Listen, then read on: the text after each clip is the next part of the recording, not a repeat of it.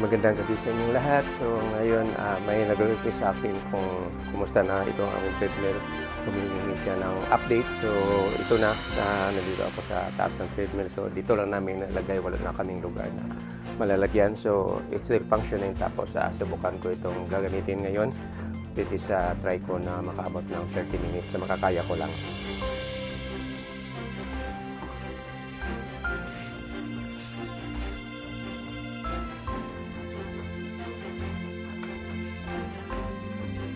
So, start na tayo.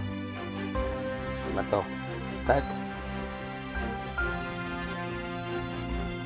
So, ang speed dito is 1. Increase tayo ng speed.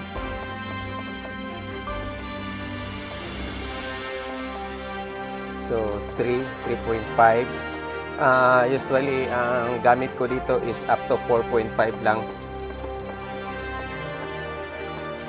Kasi, pagod na. Then, yan, 4.5. Mamaya, transfer ko yung camera dito sa harap ko para makita ninyo.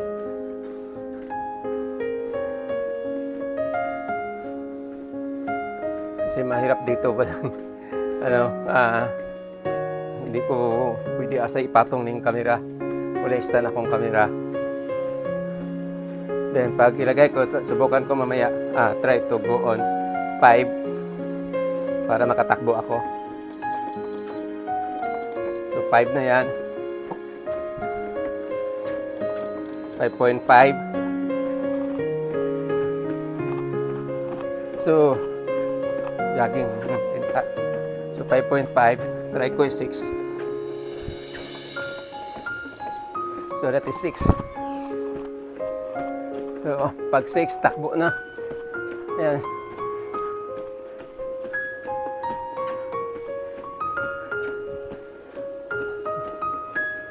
Then, ma-reduce ako ng speed kasi ibalhin, i-transfer ko yung camera.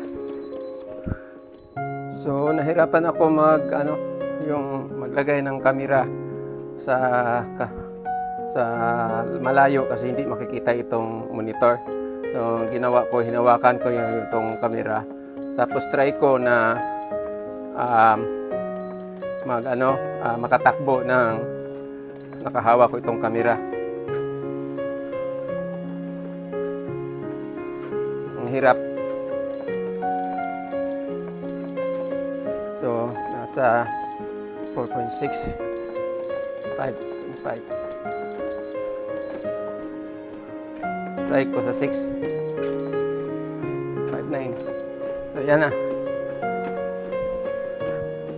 So, ang hirap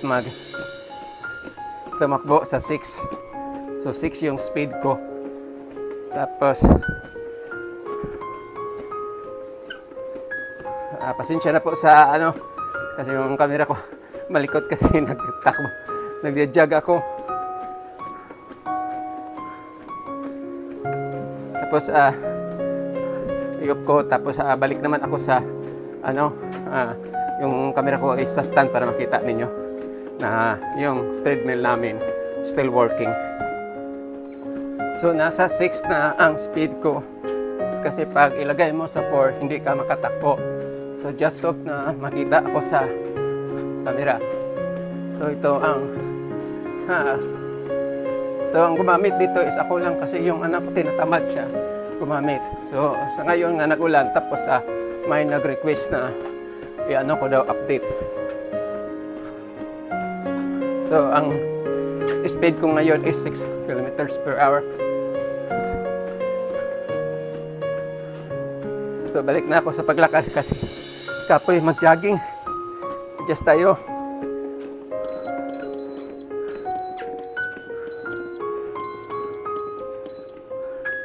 So that is my normal yung gumamit ko dito 4.5.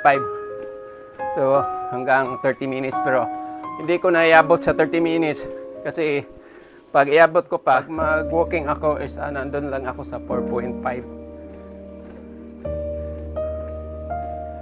Ang una is nag-depend ako dito sa hawakan. Then tapos yung na-experience ko nga pag lagi kang nakahawak, hindi ka mapapagod, para kang may support. Tapos mawala yung balance mo sa paglakad. Then pwede din ako abot ng 5. So ngayon nakasa 4.5 ako. So try ko mag-abot sa 5. So that is 5. So hindi lang ako hanggang matagal. Maybe I continue, pero sa video ko na i-share sa inyo for this night na nagamit ako sa treadmill is after this kana lang, kasi masyadong mahaba na yung ma-upload ko nga video. Muntik pa ako natumba kanina, hindi ko nalagay ito. So ito mangyari ha, punutin ko, bigla siya mag-shutdown. Oops, muntik ako natumba. Yun ang mangyari in case of madapa ka.